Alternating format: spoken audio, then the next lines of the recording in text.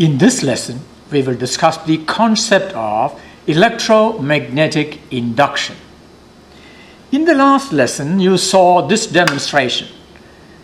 A wire that is kept in between magnetic poles, that is, a conducting wire placed in a magnetic field, and if a current is allowed to flow in it, then the conductor experiences a force.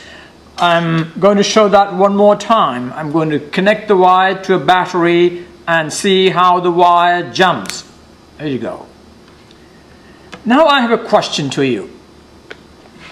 Instead of passing a current through this wire, the wire is placed in a magnetic field. Now remember, this is the North Pole, that's the South Pole.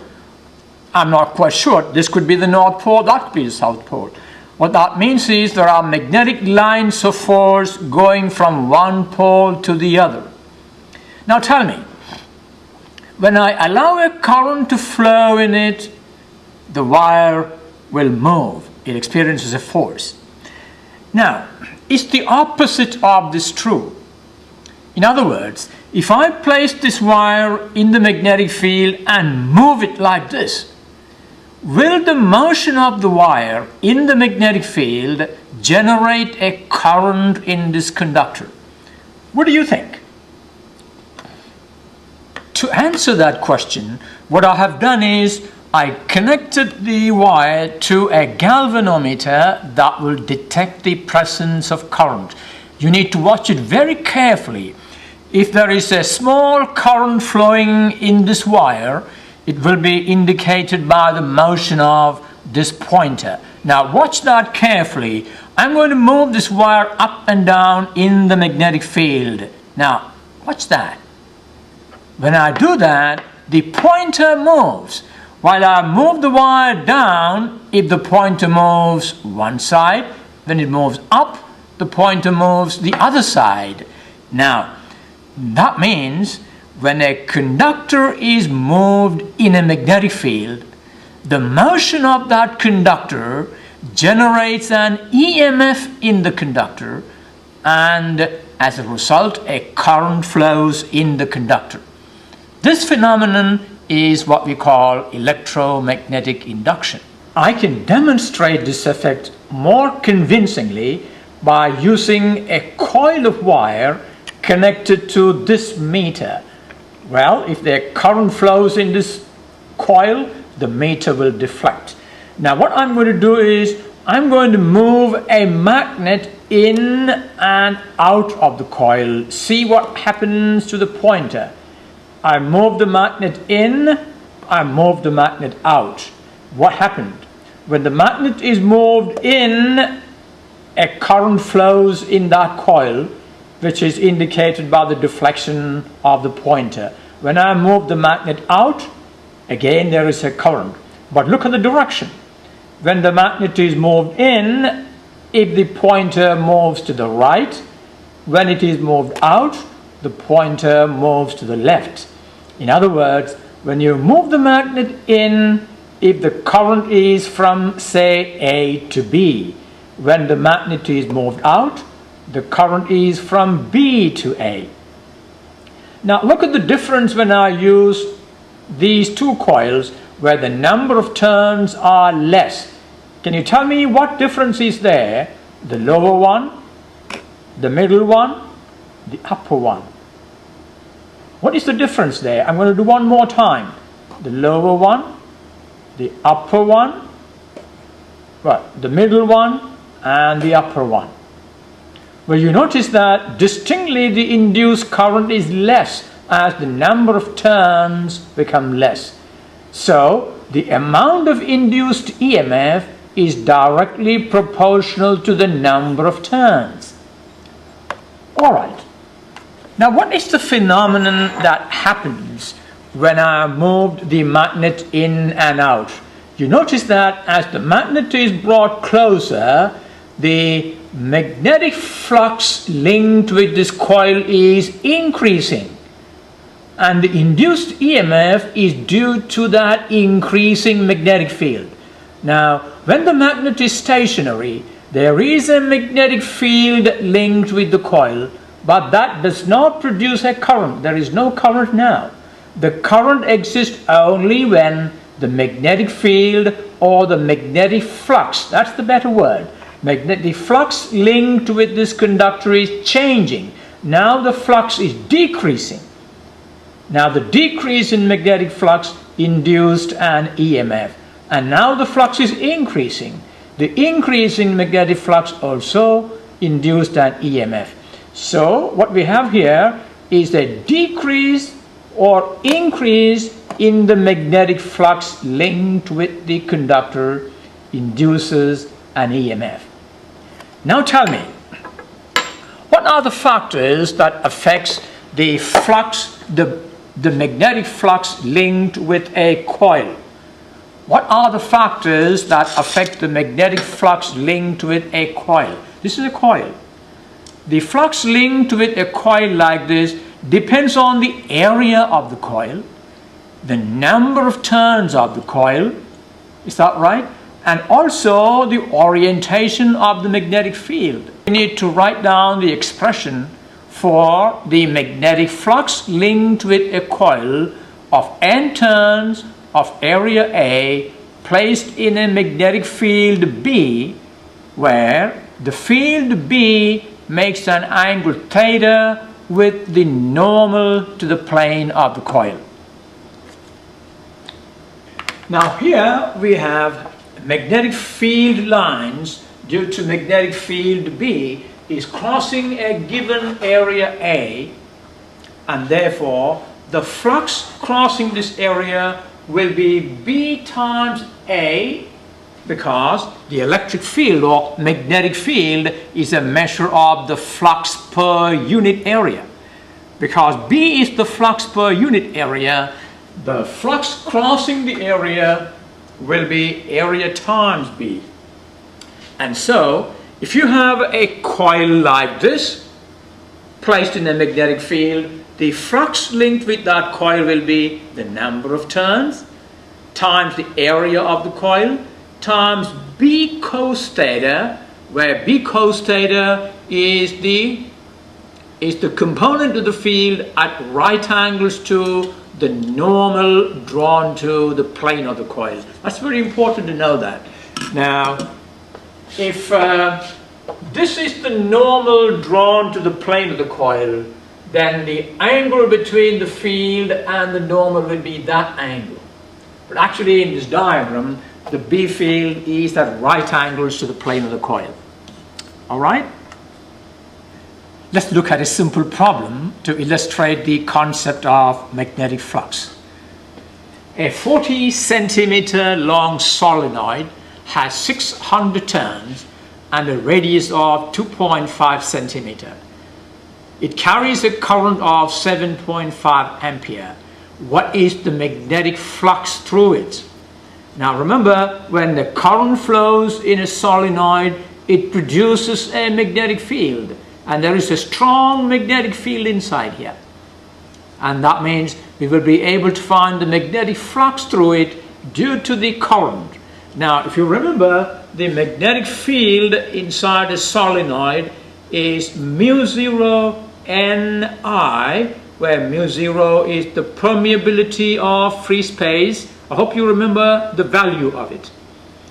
N is the number of turns per unit length, and I is the current in it. We have the length of the solenoid is 40 centimeters. This is a solenoid. And there are 600 turns. So the first thing you need to do is find the number of turns per unit length. That is the total number of turns divided by the length. That will give you the N value. And once you have that, we know the value of B. And what is the expression for magnetic flux through a coil of wire? It is NBA cos theta, where theta is the angle between the magnetic field and the normal to the plane of the coil. So the number of turns per unit length is lowercase n, which is the total number of turns divided by the length. which is 1500 turns per meter. The current I is 1.75 ampere, and the area of the coil, we know the radius of the coil. Now, once you know the radius of the coil, you can find the area of cross section as A equal to pi r squared, and I have calculated that, and that is 0.00196 meters squared. And the field inside the solenoid is mu0 Ni. The value of mu0 you must be familiar with, 4 pi times 10 to the negative 7 Tesla meter per ampere times number of turns per unit length, 1500 turns per meter, times the current I, and that is 0.01414 Tesla is the field inside the solenoid. Magnetic flux through the solenoid, phi B, is NBA. Why? What happened to the co-stator term? The field is actually at right angles. The the field is actually at right angles to the plane of the coil. In other words, the angle between the normal to the plane of the coil and the field is 0. Therefore, cos 0 is 1. And therefore, we need only consider NBA. We have all these values. And so, N is 600 turns, B we calculated, and A, the area, also we calculated. And that gives you the flux crossing the solenoid is 0.0166 Weber. All right? We will now discuss Faraday's law of electromagnetic induction. I want you to take a look at this one more time and see if there is a connection between the speed of motion of the magnet and the induced current. Now I'm moving the magnet slowly here. What that means is the rate at which the flux changes is small. The flux is changing at a very low rate. But if I move it fast, look at that. Well, fast. Now if I move it fast, the induced current is more. If I move the magnet slow, the induced current is very small. That means when I move the magnet fast, the flux linked with the coil is changing at a faster rate. What that means is the induced EMF in the coil is directly proportional to the rate at which the flux linked with the coil changes. And that statement is what we call Faraday's law. So one more time, the rate of change of flux linked with the coil determines whether the induced EMF is high or low. When the rate of change is small, induced EMF is small. When the rate of change is large, induced EMF is large as well. So that gives us a direct measure of the induced EMF. It says the magnitude of the induced EMF E is equal to the rate of change of magnetic flux. If you can measure the rate of change of magnetic flux, that gives you the magnitude of the induced EMF. And we will write it like this. E, the induced EMF, is delta phi divided by delta t. Change in flux divided by the change in time. That's the way we normally write rate of change. So induced EMF is proportional, is equal to the rate of change of flux. Now EMF also has a direction. It's either from A to B or from B to A. Now the direction of this induced EMF is given by another law called Lenz's law. This law is the Faraday's law. Faraday's law of electromagnetic induction gives you the magnitude of the induced EMF. The direction of the induced EMF is given by Lenz's law. Now, I'm going to give you a statement of Lenz's law. See if you can understand it. Lenz's law says the direction of the induced EMF is such as to oppose the cause of induction. Now tell me, what is the cause of induction? The cause of induction is the change in the magnetic flux, either an increase in the magnetic flux or a decrease in the magnetic flux. Now, let's go back to this one more time, if we may. Now, when I move the magnet into the coil, the magnetic flux increases. When I move the magnet out of the coil, the magnetic flux decreases. So the cause of the induced EMF is either an increase in magnetic flux or a decrease in magnetic flux. The Lenz's law says that the direction of the induced EMF is such as to oppose the cause of it. Now again, the cause is either an increase or decrease of magnetic flux. If the cause is an increase in magnetic flux, the direction of the induced EMF will oppose that increase. Now what does that mean? I want you to understand that carefully, so let me explain that one more time. Remember, when a current flows in a coil, that current produces a magnetic field of its own.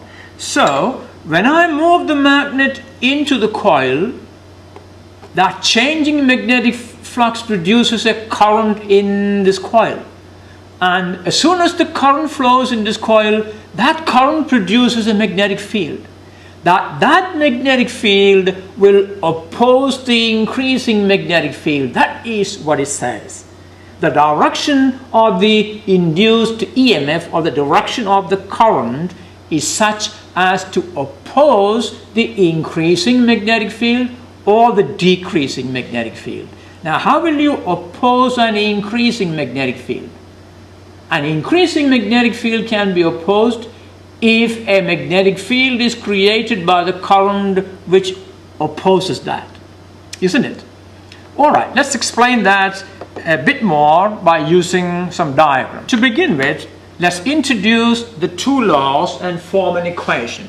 We said the magnitude of the induced EMF equal to the rate of change of flux, and then we said the direction of the induced EMF is such as to oppose the cause of it, and we write it by introducing this negative sign. So the magnitude is given by Faraday's law, and the negative sign is given by Lenz's law. So this statement combines both. E equal to negative delta phi b over delta t. And if there are n turns, then the induced EMF will be negative n delta phi by delta t. Alright, now let's consider, now here's a coil of wire, and I'm moving the north pole of a magnet towards it. That means the motion of the north pole towards the coil will induce a current in it, and the direction of the current will oppose this increasing magnetic flux. That means the current in this coil must produce a magnetic field which should oppose this increasing magnetic field. The only way that can be done is we produce a magnetic field with a, what kind of a pole on this side? In order to oppose a north pole approaching here, there must be a north pole produced here. And how do you know if the end of a solenoid is a north pole or a south pole? Using the direction of the current. I gave that to you once. When you look on the side of the solenoid, if the current flows in the counterclockwise direction, that is the north pole. If the current flows in the clockwise direction, it is then a south pole. Now what you want is, in order to oppose the motion of a north pole towards the coil, this side of the coil must be a north pole. That means the current must flow in the counterclockwise direction. So when the north pole moves towards the coil, the induced current in the coil will be north pole according to Lenz's law. Once again, the direction of the current is such as to oppose the cause of induction. The cause of induction is the increasing magnetic field due to the motion of a north pole towards the coil. Therefore, the magnetic field produced by the induced current, in order to oppose it, must have a north pole on this side. And a north pole exists there only if the current flows in the counterclockwise direction. So that tells us that when the north pole moves towards the coil, the current goes counterclockwise. And what happens if you move the north pole away? When you move the north pole away, the cause of induction is the decreasing magnetic field. And in order to oppose the decreasing magnetic field, there must be a south pole formed here. That means the current must be in the clockwise direction. So when a north pole is moved towards the coil, the induced current will be in the counterclockwise direction. When the north pole is moved away from the coil, the induced current will be in the clockwise direction. And that is how Lenz's law is applied to find the direction of the induced current. Let's now do a problem. A uniform magnetic field makes an angle of 30 degrees with the axis of a circular coil of 300 turns and radius 4 centimeters. The field changes at the rate of 85 Tesla per second. The field changes. B changes. In other words, delta B by delta T is 85 Tesla per second. Find the magnitude of the induced EMF in the coil. Well, the magnitude of the induced EMF is delta phi divided by delta T, the rate of change of magnetic flux. And what is the flux linked with a coil? The flux linked with the coil is NBA cos phi, where phi is the angle between the axis of the coil. Well, I have been saying that the angle is always measured with the normal to the plane of the coil. This is the plane of the coil, and the axis is at right angles to it. Now, the magnetic field makes an angle of 30 degrees with the axis of the coil. So that's the angle theta here. All right. Now we have the total number of turns is 300 turns. Area of the coil is pi r squared. The radius is given to us. Calculate using that. The radius must be in meters. Pi r squared gives you 0.00503 meters squared. Now, the rate of change of, remember, the given quantity is not the rate of change of flux. It is the rate of change of the magnetic field. So delta B divided by delta T is given to be 85 Tesla per second. And the angle is 30 degrees. And we know that the magnetic flux linked with the coil will be NBA cos theta. Now when you want to find the rate of change, you need to know what is the quantity that is changing. Tell me, what is the quantity that is changing? Does N change? No, N is a constant, the number of turns of the coil. Does B change? Yes. The rate of change of B is given to us. Does the area of the coil change? No. Does cos theta change? Does the angle between the field and the axis of the coil change? No. So N, A and cos theta are constant. So it only B changes, and the rate of change of B is given to us. The induced EMF E is given by E equal to delta phi divided by delta t. So if this is phi, then what is delta phi divided by delta t?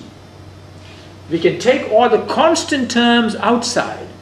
N, A, and theta are constants, and therefore we can write it as E equal to, we'll write all the constant terms outside, N, A cos theta times, the only term that changes is the field.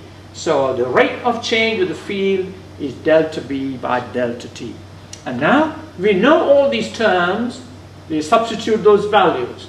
N is 300 turns,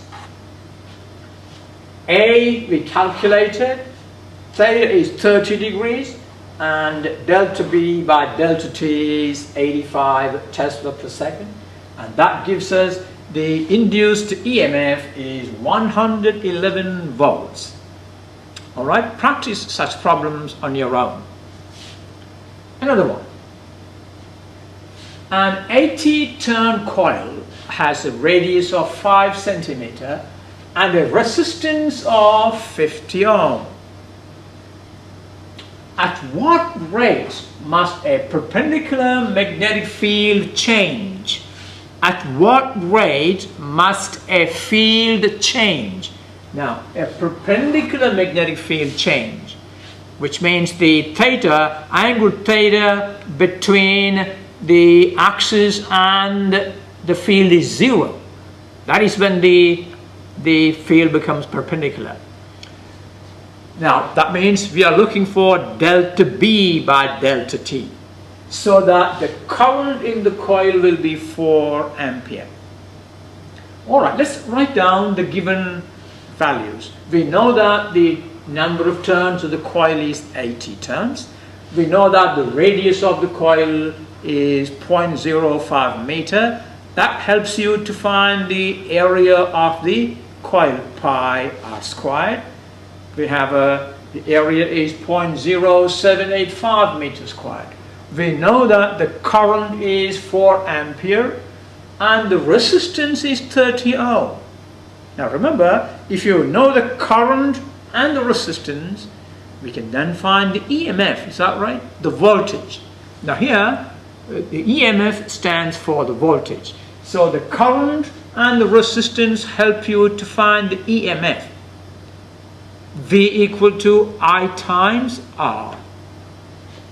So first we find the induced EMF using the resistance and the current value. Using the resistance and the current values, we use E equal to IR, and that gives you 200 volts. So we know the induced EMF. We know the area of the coil we calculated. We know the value of cos theta. Because the field is perpendicular to the coil, cos theta is 1. So since the magnetic field is at right angles to the plane of the coil, theta equal to 0. Now don't get confused in here. When you say at right angles, how the angle is 0. Here, when the field is at right angles, the angle made by the field with the axis of the coil will be 0. The angle theta is the angle made by the normal to the plane of the coil with the field, and the normal to the plane of the coil is the axis of the coil. Alright, therefore we have phi equal to NAB because cos theta is 1. And the induced EMF E is delta phi by delta T. And again, as before, N is a constant, A is a constant. Therefore, delta phi by delta T will be NA times delta B by delta T. Right? N and A are constant. Now, we know E, we know dB by dt, delta B by delta T. dB by dt is the same as delta B by delta T. And therefore, what do we want to find? At what rate must the perpendicular magnetic field change? No, we want to find this. What is dB by dt? So we know E, we know N, we know A, therefore we can find dB by dt. dB by dt, or delta B by delta T, is E divided by NA, and use all the known values. That gives me 318 Tesla per second is the rate at which the magnetic field changes in order to produce this induced EMF. Another problem. A rectangular coil of 80 turns, 20 centimeter wide and 30 centimeter long, is located in a magnetic field. Well, look at the spelling here. This is field, not filed, so you've got to correct that. In a magnetic field of 0.8 Tesla, directed into the plane of the paper. That means the direction of the magnetic field is into the plane of the board. The lines of force are at right angles to the plane of the board, going into the wall. You understand that? All right? With only half the plane of the coil inside the magnetic field. If you look at the complete coil, not whole of the coil is in the magnetic field. Only half of it is in the magnetic field. The resistance of the coil is 30 ohm. Find the magnitude and direction of the induced current if the coil is moved with a speed of 2 meters per second. 1. Move to the right, up and down. Well, move to the right, moved up, and move down. Well, in order to find the magnitude of the induced EMF, we need to know the rate of change of magnetic flux linked with the coil. Is that right? Okay, let's do that. Now, picture this problem like this.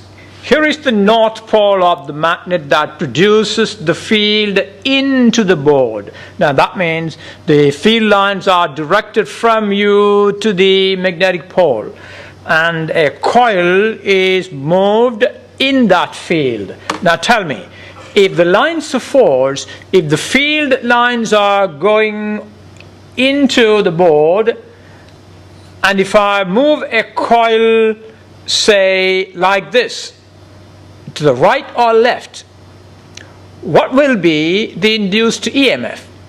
Now you notice that when I move the coil right or left, the number of lines that is crossing the coil is not changing. The number of field lines crossing the coil does not change, and therefore moving it left or right will not change the magnetic flux, does it? And therefore there will be no induced EMF at that time. But if you move up or down, you can see the area of the coil in the magnetic field is increasing or decreasing. When you move up, the area of the coil in the magnetic field increases. When you move down, the area of the coil in the magnetic field decreases. Therefore there will be induced current at that time. I hope you understand why there is no induced EMF when the coil is moved like this. There is no change in the magnetic flux linked with the coil at this time. Now here is the magnetic field. When you represent the field by drawing crosses, it means it goes in. And if you represent them by using open circles, it means they are coming out.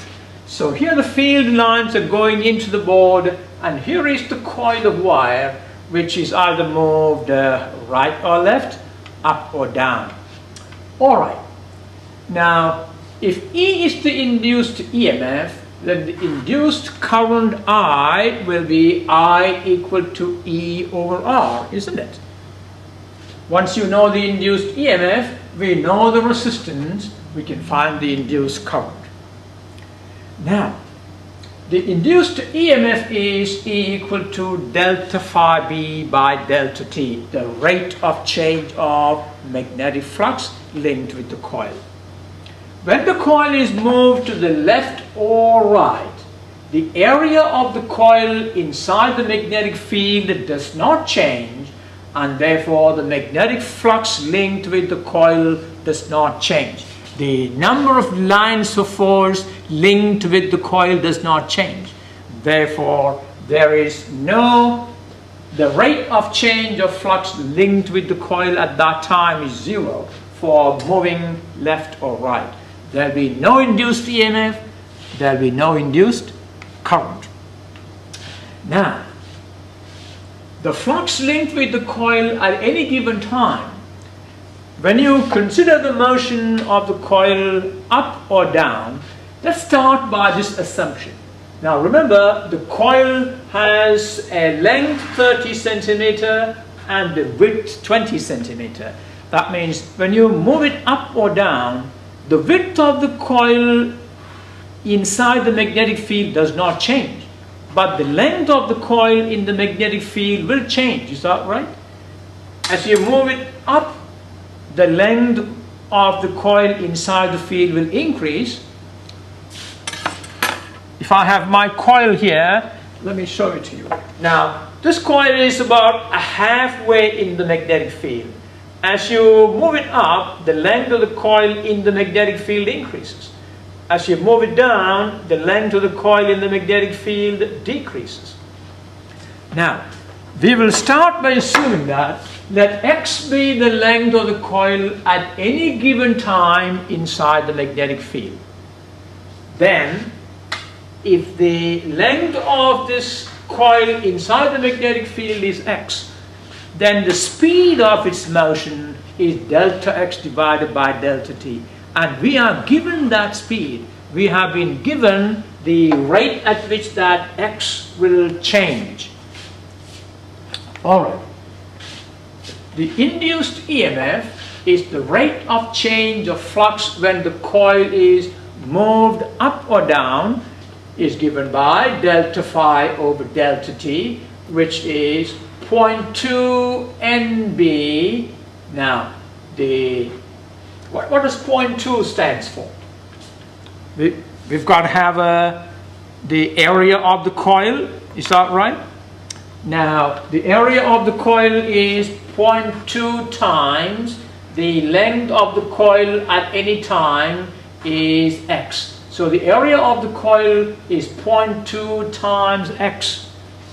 Now, the width 20 centimeter does not change, but x will change. Therefore, we take care of the rate of change of x with respect to time. So the flux linked with the coil is n times b times a. Now, n is the number of turns, which is only one turn here, and b we know, a is the length times, well, the width times the length of the coil inside the field is x. Therefore, the area of the coil inside the field is 0.2x. And what is the rate of change of this flux? N is a constant, B is a constant, 0.2 is a constant, and we take all of them out. 0.2 times N times B. The only thing that changes is x, that is dx over dt. And we are told that dx over dt is 2 meters per second. So we apply all that, and the induced EMF is 25.6 volts. Therefore, the induced current is EMF divided by the resistance. That is 0.853 amperes. How do we find the direction of the induced EMF? Remember, Lenz's law gives you the direction of the induced EMF. What does it tell you? It tells you that the direction of the induced EMF, and hence the direction of current, is such as to oppose the cause of it. Now, what is the cause of the induced EMF here? When the coil is moved up, the cause is an increase in the magnetic flux linked with the coil. Therefore, the direction of the induced current is to oppose that increasing magnetic flux. Now, the only way to oppose the increasing magnetic flux in the coil is the induced current will have to produce a magnetic field that is directed out of the board. Is that right? Because our original field is directed into the board. In order to oppose the cause of the induced current, the induced current must flow in such a direction so that the magnetic field produced by the induced current must oppose the original field. That means the magnetic field produced by the induced current must come out of the field. Now, can you use the right hand rule and tell me what direction should the induced current flow so that the magnetic field produced by it will come out of the board? Now look at that. In order that it comes out of the board, in order that the field due to this coil, you must look at the field that is coming out on either side of the coil. In order that the field may come out, my finger must go into the coil, and out means from the board towards you. So the magnetic field produced by the induced current must come towards you. That means the current has to be up here and down here. I hope you understand. But take a moment and think about it. In order to oppose the increasing magnetic flux, the magnetic field produced by the induced current must be coming out of the board. That means, using the right hand rule, it must be coming out of the board. That means the current must be in the clockwise direction. The current must be in the clockwise direction. And when the coil is moved down, the induced EMF is due to decreasing magnetic flux, and to oppose that, the current must be in the counterclockwise direction. Alright, think about it one more time and make sure that you understand this concept. This conceptual understanding is very important. We will now discuss another concept called eddy currents. Eddy currents. Now, if I subject a conducting material like this is made of aluminum. If I subject this to a changing magnetic flux, will there be an induced current in here? Now, if there is an induced current, how will it flow? Now, what happens is, if I subject this to a changing magnetic flux, the induced EMF will be generated across many different points in here, so that loops of current will be circulating in here. And remember, whenever there is a current generated, that current will produce a magnetic field. And what does the Lenz's law say? Lenz's law says that the direction of the induced EMF is such that the magnetic field produced by the induced current will oppose the cause of induction. That means, if I subject this to a changing magnetic flux, induced EMF and hence induced current will flow across many points in here, setting up, well, loops of current. And the magnetic field produced by the loops of current will oppose the change in magnetic flux, which caused the induction. Now, how do I produce a changing magnetic flux in here? What all I need to do is just oscillate this inside a magnetic field. Well, actually, if you do that, remember, aluminum is not a magnetic material. If you try to do that, I can actually feel a great resistance for this to move in there. Now, what is the great resistance? The great resistance is caused by the induced current trying to oppose the cause of induction. Now, let me see if I can demonstrate that to you. Now, this is the aluminum gadget I just showed you. This can oscillate. Now, look at the way it's going to oscillate. Well, it's oscillating fairly well. Is that right?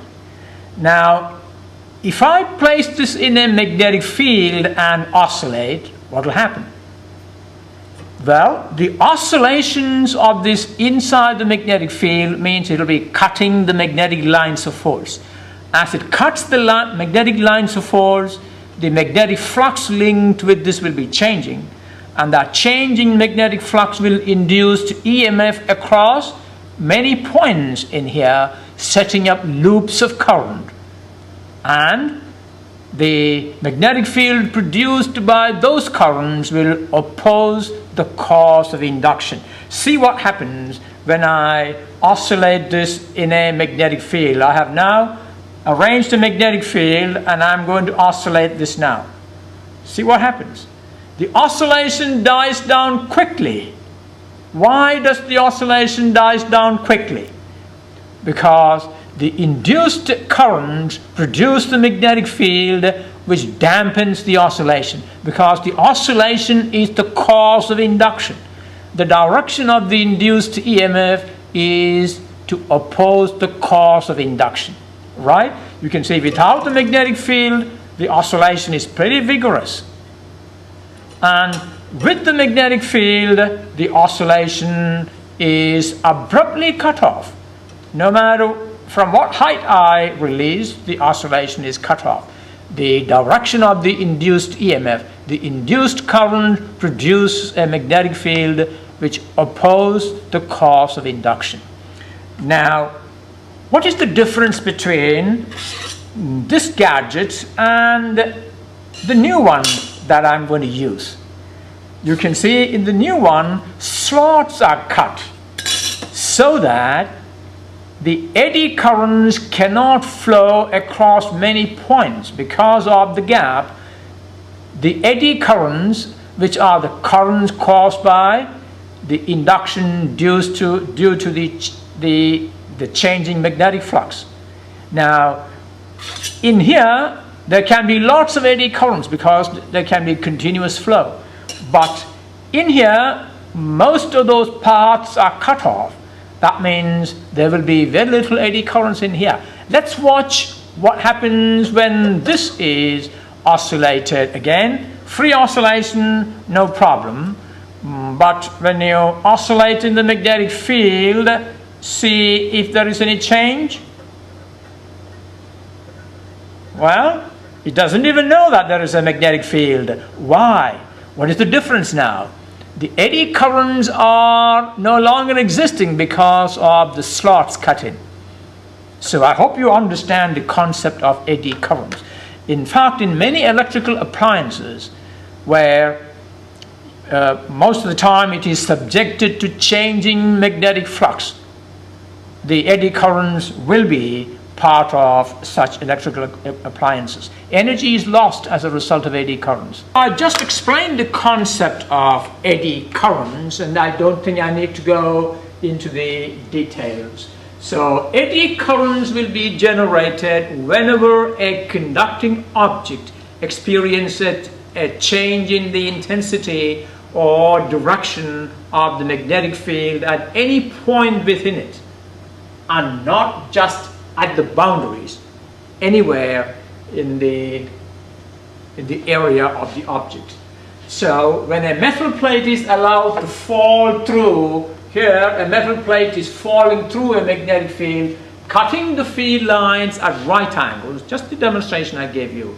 The flux linked with the conductor changes. As a result, there will be induced EMF taking place at different locations, setting up these kind of loops of currents. All right. According to Lenz's law, the direction of the induced current is such that the magnetic field produced by it will slow down the rate of oscillation, or the rate of fall in this case. An oscillating metal plate in a magnetic field will be damped due to the formation of eddy currents. All this we discussed in our demonstration. Well, that brings us to the next concept called self-induction. What's the meaning of self-induction? I want you to look at this diagram carefully. Now, what does this represent? This represents a generator, an AC source, which produces an alternating current. Now that means the coil of wire here is connected to an alternating current. What does that mean? It means the current in that coil will be increasing to a maximum, decreasing to zero, going to the negative maximum, and it is continuously changing. So the current in this coil is continuously changing. Now remember, a continuously changing current produces a continuously changing magnetic field. So the AC in this coil is actually producing a continuously changing magnetic field of its own. What that means is, this coil, which carries an AC, is now inside a magnetic field produced by itself, and it is continuously changing. So this coil is now subjected to a continuously changing magnetic field as a result of the AC that flows in it. And that continuously changing magnetic field will induce a current in this coil. And that is called self-inductance. As a result of an AC passing through the coil, the AC is alternating, its magnitude is continuously changing, and that changing magnitude of the current produces a changing magnitude of magnetic field. That means the coil that carries an alternating current is subjected to a continuously changing magnetic field produced by it. And that changing magnetic field will produce an EMF, which is called self-induced EMF. Very important to know that. So when the circuit is closed, the current in the coil increases and the magnetic field generated also increases. Since the coil that carries the current itself is subjected to this changing magnetic field, that changing magnetic field will cause an induced current. And what will be the direction of the induced current? The direction of the induced current is such that it will oppose the cause of it. What is the cause of the induced current here? The AC that is flowing in the coil. That means the induced current will flow opposite to the original current. Now, when the current is steady, no such induction takes place. In other words, if I connect this conductor to a DC source, a battery, the self-induction takes place only in the first microsecond when the current grows from zero to maximum. When the current remains steady, there is no changing magnetic field, there is no induction. But when you switch off the current, the magnetic field reduces from maximum to zero, and the magnetic field also changes from maximum to zero. There will be an induced current during that time. All right? So the magnetic flux produced by the current is proportional to the magnitude of the current. And we write it like this. The magnetic flux produced by the current. Which current? The magnetic flux produced by the current that flows in here. The current that flows in a conductor produces a magnetic flux.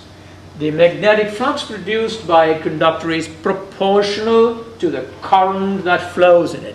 And we write it like this. Phi sub B, the magnetic flux, equal to Li, where L is a constant.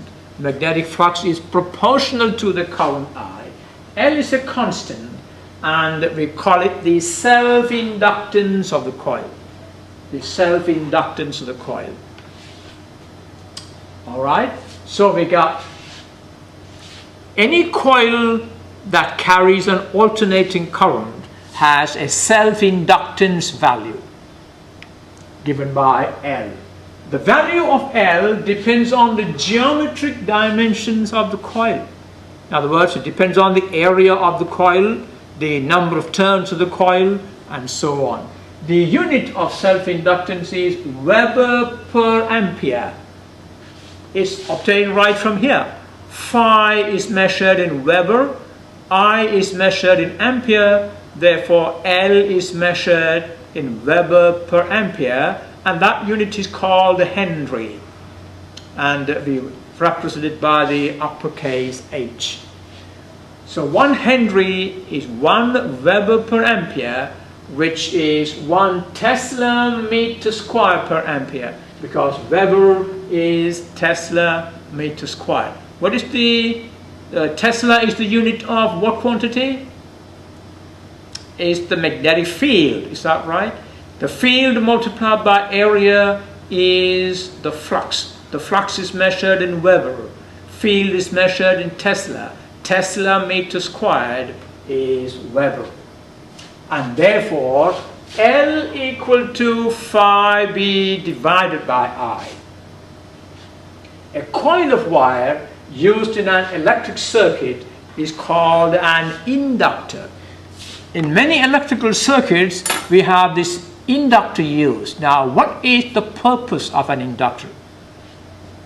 Well, what happens is, when an AC flows through that inductor, the changing magnetic field associated with the AC will induce a current, self-induce a current in the coil, which opposes the original AC. So what happens is, the effect of the induction is to slow down the rate of change, or the effect is to smooth the AC down.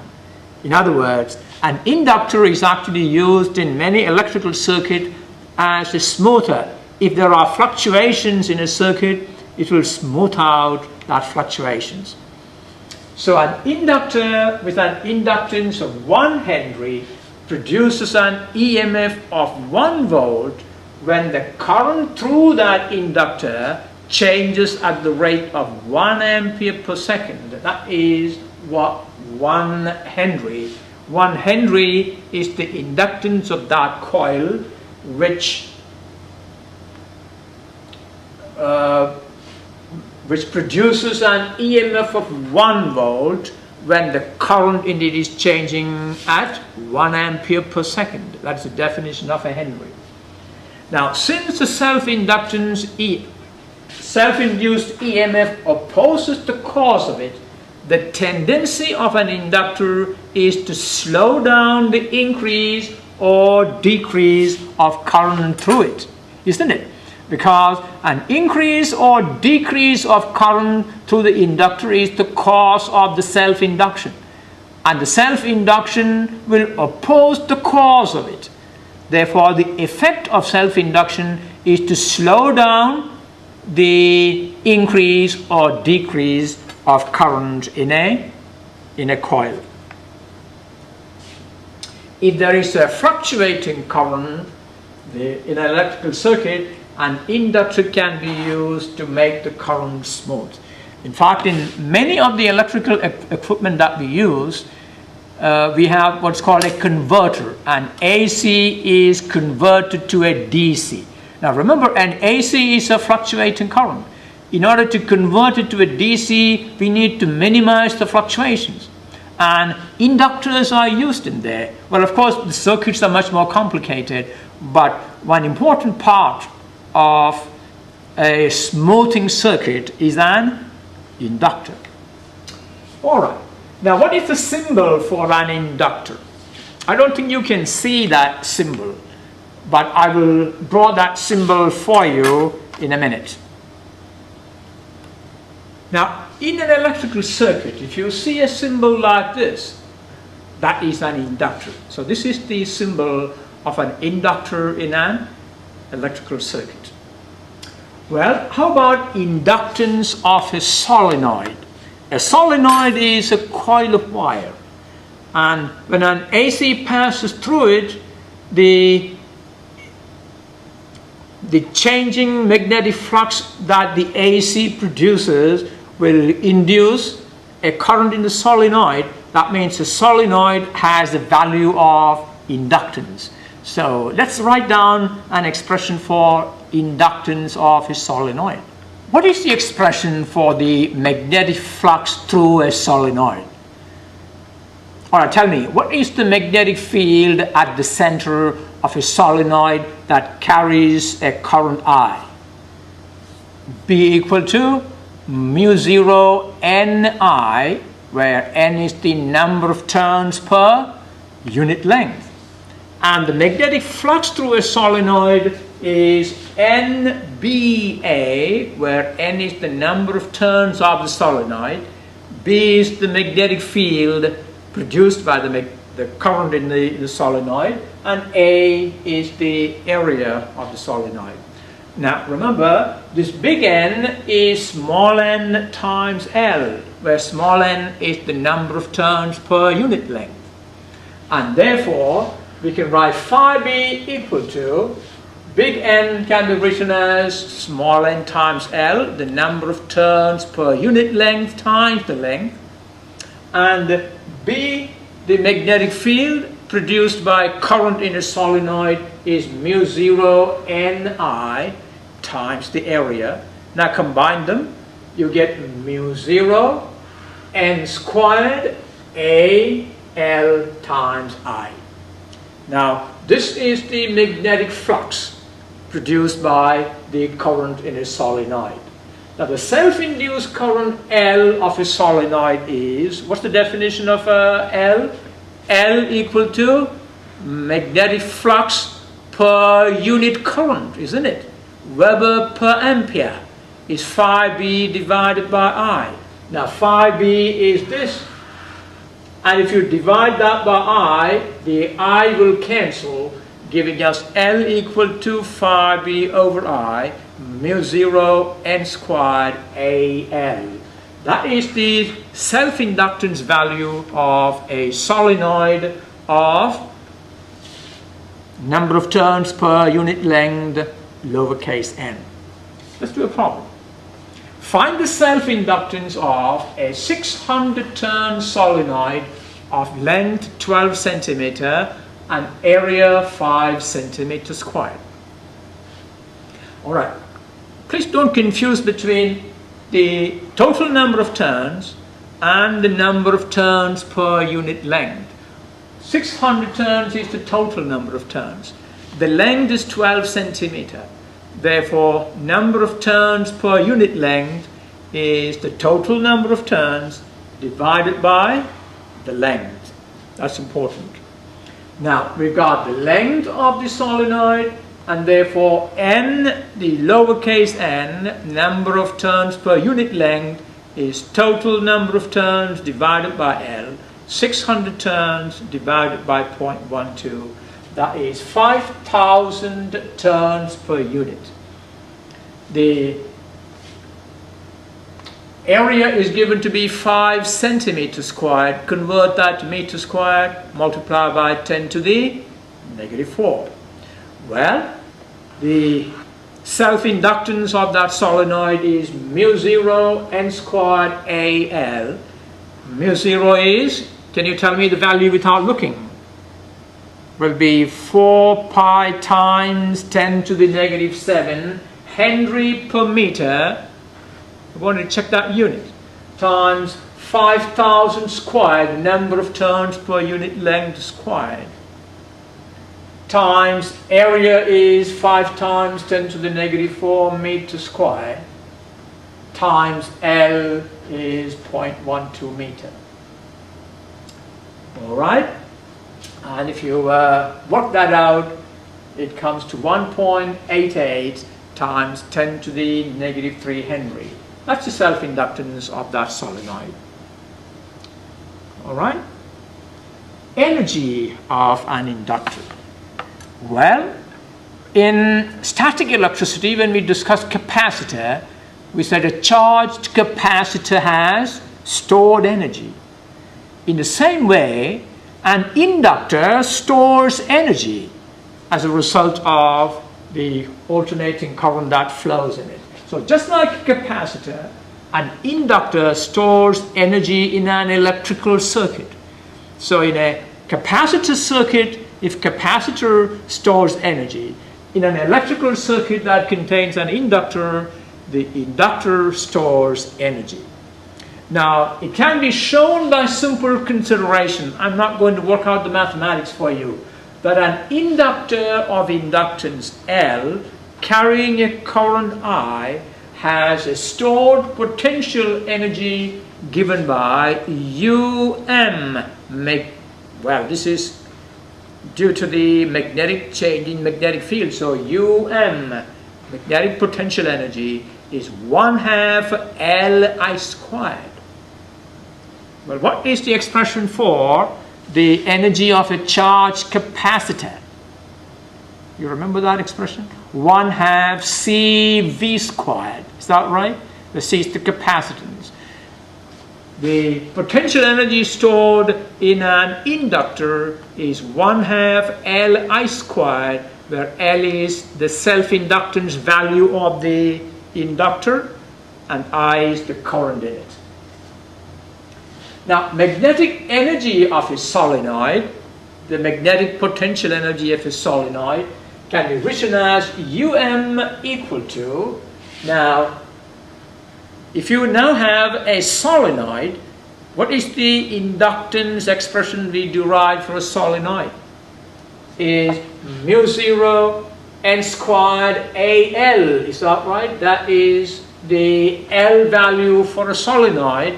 And so the magnetic potential energy of a solenoid carrying a current I is 1/2 times L. L is mu0 n squared AL times I squared. And that will be 1/2 mu0 n squared I squared times AL. Now I have written AL together and colored it. Can you tell me what the significance of that AL is? A is the area of cross-section. L is the length. Therefore, length multiplied by the area of cross-section is the volume of the solenoid. That's why I wrote it like that. And so we can replace the AL by volume. AL is the volume of the solenoid. Now, energy density, lowercase um, this is uppercase um, total energy, total magnetic energy of a solenoid. Now, look at the energy density, lowercase um. What's the meaning of energy density? Energy density is stored energy per unit volume.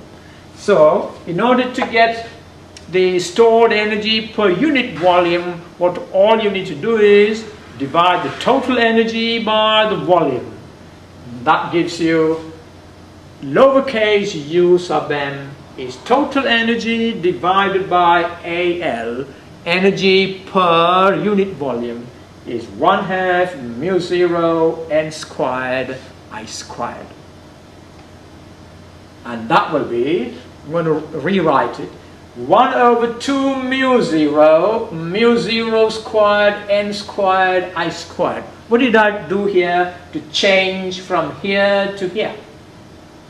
What I did is divide by mu0 and multiply by mu0. It didn't change anything, but that helped us to have all the quantities on the numerator squared. mu0 squared, n squared, I squared. What is the advantage of it? What is mu0 Ni?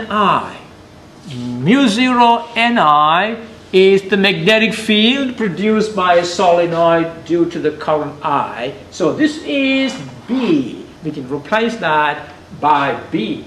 So that's equal to, let's replace that by B. So we have energy density, energy per unit volume, is B squared over 2 mu0 for a solenoid, where B is the magnetic field produced by current in a solenoid, and mu0 is permeability of free space that has the value 4 pi times 10 to the negative 7. All right, let's do a problem. A toroid, if you have seen an inflated tube the tube that comes inside the tire of your car. That is a toroid. Now, a toroid of mean radius 25 centimeter. Why do we need to talk about the mean radius? Because a toroid has an inner radius and an outer radius. So the mean radius is the average of the inner and outer radius. So we have a toroid of mean radius 25 centimeter. So this distance is 25 centimeter. That's what it means. Is wound with a superconducting wire of length 100 meter that carries a current of 400 ampere. What is the number of turns of the coil? Well, if you can open that toroid, it will look like a tube, isn't it? Now, if you wind the wire on that tube, what will be the length of each turn? The length of each turn will be 2 pi times r, where r is the radius of the tube itself. All right, is it given here? Let's see. What is the number of turns of the coil? What is the magnetic field at the mean radius? That means inside the toroid. Assuming that B is a constant over the area of the coil, calculate the magnetic energy density, energy per unit volume, and the total energy stored in the toroid. Well, the information given to you, 25 centimeter is the mean radius of the toroid, and the radius of any section of the toroid is 2 centimeter. That means if you cut this, the cross-sectional area is 2 centimeter. And that is the information that we are going to use in part 1. What is the number of turns of the coil? In order to do that, the cross-sectional radius is, well, the radius of the cross-sectional radius is 0.25 meter. The cross-sectional radius given to it is 2 centimeter. So you need to correct that. This is the cross-sectional radius r equal to 2 centimeter, which is 0.02 meter. All right. Therefore, the length of one turn will be 2 pi r, which is 2 pi times 0.02. Well, remember you need to correct that to 0.02 meter. And whatever will be, that is the length of one turn. I hope you understand that. When you have a wire wound on a tube, the length of one turn is the circumference of the circle, 2 pi r, where r is the radius of cross section. So here, if you cut this, the area of cross section is pi times r squared, where the r is the radius of the cross section.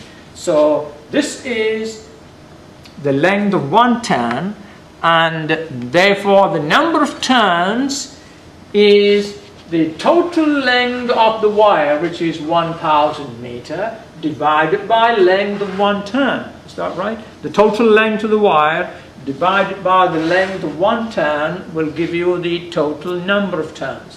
That is 1000 meter divided by 2 pi times 0.02. That is 7,958 is the total number of turns. So we done number 1. What is the magnetic field at the main radius?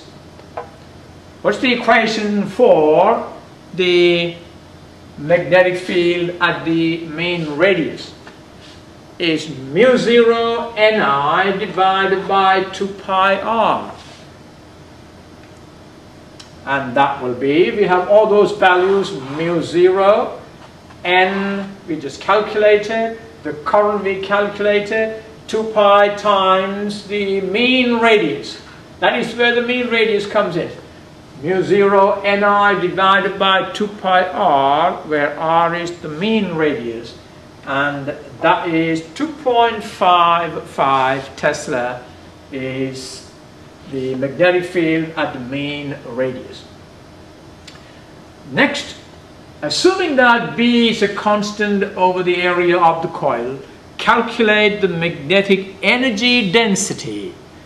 Well, the magnetic energy density can be calculated. We know the equation, B squared divided by 2 mu 0.